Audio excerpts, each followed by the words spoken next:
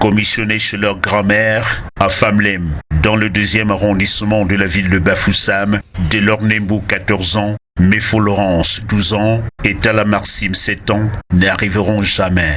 Ces 3 enfants, traversant ce cours d'eau avec le soleil au zénith, ont plongé à tour de rôle pour une séance de baignade, comme le font en saison sèche les gamins de cette zone. Sauf que cette partie de plaisir va tourner à une tragédie. Chaque jour, les enfants nagent ici, là. Même nous, on nage ici. Là. On avait envoyé 3 enfants comme ça, là, ils sont venus ici à l'eau.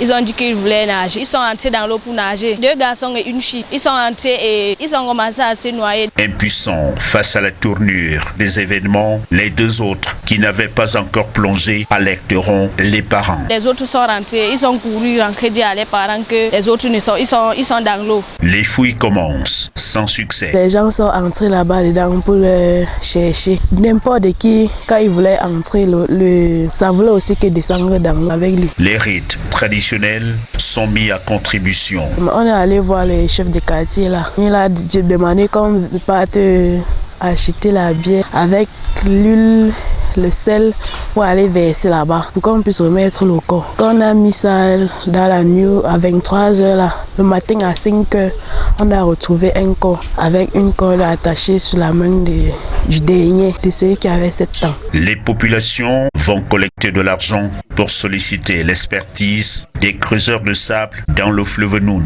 On est allé chercher les tout pourris là, les payer pour qu'ils entrent dans l'eau chercher le corps. Oui, à l'antenne, on a trouvé les enfants là-dedans. On travaille aussi dans l'eau, on retire le sable au Noun. Si tu arrives, il y a un cas de danger, tu ne peux pas aussi laisser la mer avec les larmes aux yeux. C'est pour cela que nous sommes venus sauver la mère des enfants. Et les sapeurs-pompiers dans tout ça. Les sapeurs-pompiers sont venus, on les a chassés. On les a appelés depuis 15h comme ils se sont noyés là, ils ne sont pas passés. Ils ont entendu le lendemain à 9h30 comme ça, là, on est venu. On avait les retirés, ils sont venus, ils voulaient voir le corps, mais on les a chassés.